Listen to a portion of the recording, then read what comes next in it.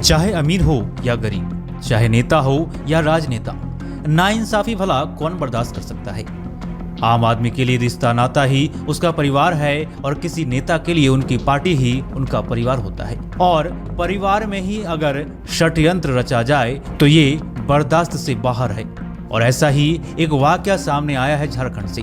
दरअसल हाल में ही चंद महीनों के लिए रहे पूर्व मुख्यमंत्री चंपई सोरेन ने आखिरकार अपने दिल की व्यथा लोगों के बीच उजागर कर ही दिया। जानकारी के अनुसार चंपई सोरेन के दिल्ली पहुंचते ही उनके भाजपा में शामिल होने के कयासों के बीच उनका एक भावनात्मक पोस्ट एक्स पर शेयर करना लोगों के बीच चर्चा का विषय बना हुआ है। सरायकेला से 6 बार विधायक रहे चंपई सोरेन ने अपने पोस्ट में लिखा है कि सत्ता का लोभ रत्ती भर भी नहीं था, लेकिन आत्मसम्मान पर लगी इस चोट को मैं कैसे और किसे दिखाता। उन्होंने लिखा है कि आखिर ऐसा क्या हुआ जिसने कोल्हान के एक छोटे से गांव में रहने वाले एक गरीब किसान के बेटे को इस मोड़ पर लाकर खड़ा कर दिया। उन्होंने कहा, अपने सार्वजनिक जीवन की शुरुआत औद्योगिक घरानों के खिलाफ मजदूरों की आवाज उठाने से लेकर झारखंड आंदोलन तक मैंने हमेशा जन सरोकार की राजनीति की है। राज्य के आदिवासियों, मूलवासियों, गरीबों, मजदूरों, छात्रों एवं पिछड़े तबके के लोगों को उनका अधिकार दिलवाने का प्रयास करता रहा।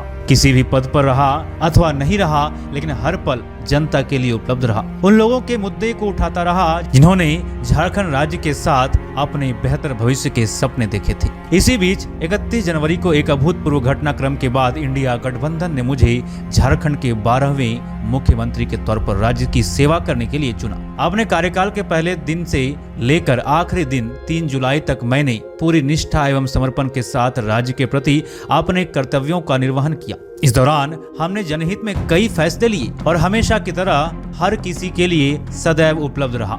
बड़े बुजुर्गों, महिलाओं, युवाओं, छात्रों एवं समाज के हर तबके तथा राज्य के हर व्यक्ति को ध्यान में रखते हुए हमने जो निर्णय लिए उसका मूल्यांकन राज्य की जनता करेगी। जब सत्ता मिली तब बाबा तिलका मांझी, भगवान बिरसा मुंडा और सिद्धो कान्हू जैसे वीरों को नमन कर राज्य की सेवा करने का संकल्प लिया। झारखंड का बच्चा बच्चा जानता है कि अपने कार्यकाल के दौरान मैंने कभी भी किसी के साथ ना गलत किया है ना होने दिया है। इसी बीच हूल दिवस के अगले दिन मुझे पता चला कि अगले 2 दिनों के मेरे सभी कार्यक्रमों को पार्टी नेतृत्व द्वारा स्थगित करवा दिया गया है। इसमें एक सार्वजनिक कार्यक्रम दुमका में था, जबकि दूसरा कार्यक्रम पीजीटी शिक्षकों को नियुक्ति पत्र वितरण करने का था। पूछने पर पता चला कि गठबंधन द्वारा 3 जुलाई को विधायक दल के एक बैठक बुलाई गई है, तब तक आप सीएम के तौर पर किसी कार्यक्रम में नहीं जा सकते। श्री चंपई सोरेन ने लिखा है कि क्या लोकतंत्र में इससे अपमानजनक कुछ हो सकता है कि एक मुख्यमंत्री के कार्यक्रमों को कोई अन्य व्यक्ति रद्द करवा दे। अपमान का यह कड़वा घूंटी पीने के बाद मैंने कहा कि नियुक्ति पत्र वितरण सुबह है, जबकि दोपहर में विधायक दल की बैठक होगी, तो वहां से होते हुए मैं उसमें शामिल हो जाऊंगा। लेकिन उधर से साफ इनकार कर दिया गया। पिछले 4 दशकों के अपने बेदाग राजनीतिक सफर में मैं पहली बार भीतर से टूट गया हूँ। समझ नहीं आ रहा था कि क्या करूं। 2 दिन तक चुपचाप बैठकर आत्ममंथन करता रहा। पूरे घटनाक्रम में अपनी गलती तलाश रहा था। कहने को तो विधायक दल की बैठक बुलाने का अधिकार मुख्यमंत्री का होता है, लेकिन मुझे बैठक का एजेंडा तक नहीं बताया गया था। बैठक के दौरान मुझे इस्तीफा मांगा गया। मैं आश्चर्यचकित था, लेकिन मुझे सत्ता का कोई मोह नहीं था, इसलिए मैंने तुरंत इस्तीफा दे दिया। लेकिन आत्मसम्मान पर लगी चोट से दिल बड़ा ही भावुक था।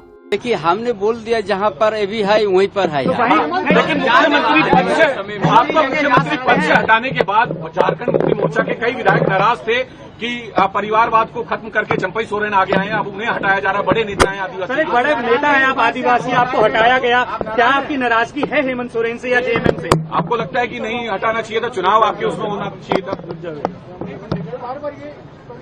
जी सर। आप लोग जैसे हमको सवाल करते जा रहा है ना, जी सर, हम उसमें क्या कहेंगे कि हम जो स्पेशल हम जो बोल दिया, हम निजी काम के लिए काम में आए हैं। हाँ।